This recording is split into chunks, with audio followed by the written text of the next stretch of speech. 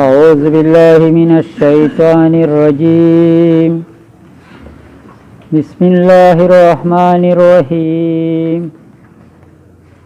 كمثل الشيطان إذ قال للإنسان اكفر فلما كفر قال إني بريء منك إني أخاف الله رب العالمين كمثل الشيطان حال د دې پشان د حال د شیطان دی اس قال هر کله چې وی لیل انسان ته وکړ چې کفر وکا کافر شه لما کفر پسر چې دې کفر وکي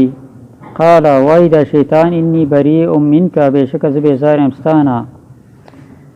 انی اخاف الله بشک زیریګم د الله نه رب العالمین چې رب د مخلوقات دی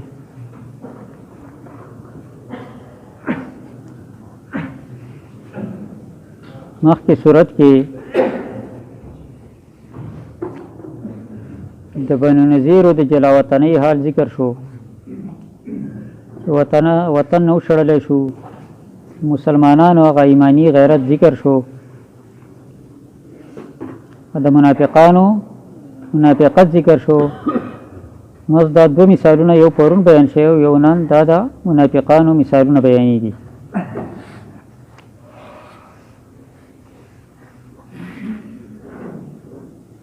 پرون د بنی نذیرو ذکر پکې مشیو چې دا خو د خپل کار سزا وسکله دا خو دنیا سزا وې سکله جلاوطن شو مالونه د مسلمانانو په لاس ورالو او په آخرت کې یې په درناک عذاب دی اوس خالص د منافقینو ذکر کوي چې دې منافقانو حال په شان د شیطان د حال له شیطان د انسان چرته دوست کېدی نشي په انسان باندې ښه ورځ د انسان پیرزو نه ده که انسان چې ته خوشحاله شي وخاندي نو په دې د شیطان زړه وي په دنیا کې بیا د آخرت هغه اوچتې مرتبې مخکې په سورت انعام کې په 19 سپارت کې سورت بنی اسرائیل کې د شیطان حال ذکر کړو چې شیطان ویلو چې انسان له بده د خی طرف نه راځم د ګس طرف نه د مخې نه د شا طرف نه دې به خامخا ستا د لارې نه اړوم ګمراه کوم به ولا تجدو اکثرهم شاکرین او زیات بندگان به ته شکر ایستونکي بیا نه ومي چې دي مسلمانان او واقعي زیات کسان جو د الله نافرمانه لږ کسانو باندې الله تعالی رحم کړی خپل چې هغه د الله تعالی حکمونه مني زیات خلک نافرمانه دي دنیا کې کتاب سوچ کوي جو اکثر ملکونه د کوپارو دي د مسلمانانو ملکونه دي خو صحیح مسلمان چې کم د نبی علیہ السلام د صحابه کرامو په طریقې یا پکې ډېر کمتر دي نبی علیہ السلام په خپل فرمایل چې زما په امت کې چې ځان ته مسلمان وي په دې کې به درې وړې جوړېږي صرف یو به جنتي او دوه یا به دوزخي صحابه کرام په ځان وایي چې موږ ټول ځان ته مسلمانان وایو د جنتي ډله به کومه وایي نبی علیہ السلام فرمایلي ورته وفرمایل چې هغه کسان چې زما د صحابه کرامو په طریقه چلیږي دغه جنتي ډله ده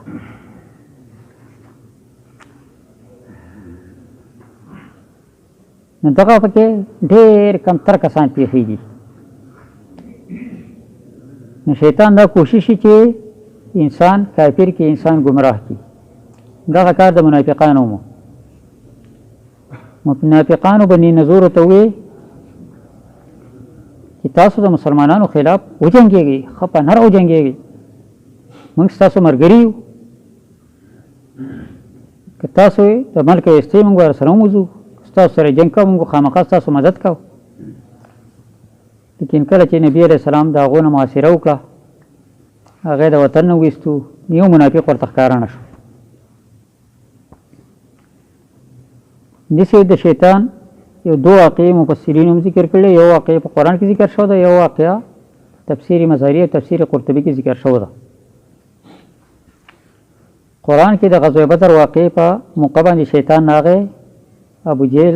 د لاس په لاس کې ورکو خپل شیطانان ورسره ومو د بنو بکر د سردار په شکل راغی هغو د بنو بکر نه لکوټې خطره وه که موږ د مکه پرېږدو د مسلمانانو خلاف جنګ ته لاړ شو د بنو بکر په موږ باندې عمل وکړي نه د هغه د سردار په شکل راغی یېرېږه مه زه ستا ملګری یم اني جار لکم تاسو موږ ملګري یو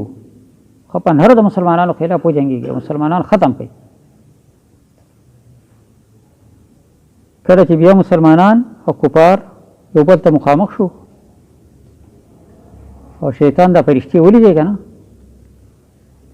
شیطان په تېښته شو ابوجهل وله لاس نیولی و هکې چېرته تښتېدي په زور ځان خلاص کړو اني ارى ما لا ترون زه هغه څه وینم چې تاسو یې نه وینئ د فرشتې نه مو تاسو یې نه وینئ اني اخاف الله رب العالمین زه د الله نه یېرېږم چې رب د مخلوقاتو دی نه هغه کفارو او یا تنه ترې قتل کړی شو او یا تنه ترې ګرفتار شو او په ویر وویله واپس مکې ته لاړو هغه شیطان هېڅ په کار رانغی دا شیطان په انسان باندې ګناهونه کوي دا ګناهونه ورته قرآن کې ذکر شوي دي شیطان ښایسته کوي قسمه امیدونه ورته اچوي دا ګناه وکړه دا پیدا به دې وشي دا ګناه وکړه دا پیدا به وشي دا ګناه وکړه دا پیدا به دې وشي هېڅ پیدا پکې نه الټی نقصان یې شیطان یې واقعه ذکر کړله چې په مخکې بني اسرائیلو کې یو عابد و ډېر زیات عبادت ګزار و مفسرین چې په لسمه ورځ به هغه روژه ماتوله او شپه ورځ د الله تعالی په عبادت کې لګیا و شیطان په زړه ځان نه جوړېده خپل یو چالاکه ملګری شیطان یې په هغه پسې ولګاو چې کله د هغه ملګری شو د هغه مرید شو چې د هغه په شان عبادتونه به یې کول او دغه روژې به یې نیوی د هغه سره وخت تېر او کال نیم یې ورسره تېر کړو د هغې په یقین نه چې دی زما جوخ مرید شو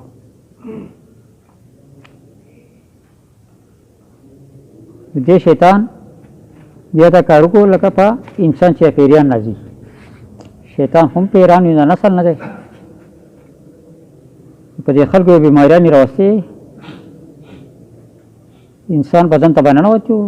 تکلیف دل ډاوه پرې راغی او دې سړي ته یې چې ته دمې اوس دې عبادت ګزار ته ووایې بس تا دم سره به دی ښه کېږي د ده کسان دمول یو هر سړی به ښه کېدو شیطان به ترې ووت شو او به ښه شو بله ورځ د بادشاه په لور باندې دا تکلیف راغی چې بادشاه لور یې دم کړه ښه شوه د اخر دا عبادت ګزار ته یې دومره وسوسې وغورځولې دومره یې دغه کړو چې خیر یې که ته دې سره یو ځای شي بدکاري وکړې نو په دې کې څه ګناه نشته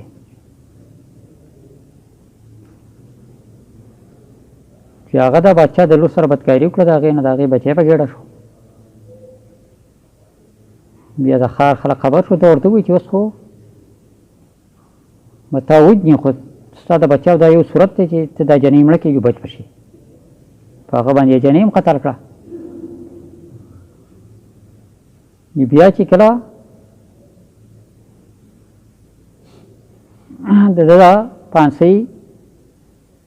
وکړه موشو د هغې زه دې بچ کولی شم خو که زما خبره ومني هغې څه خبره ما ته سجده وکړو بس بچ به شي شیطان ته سجده مو وکړه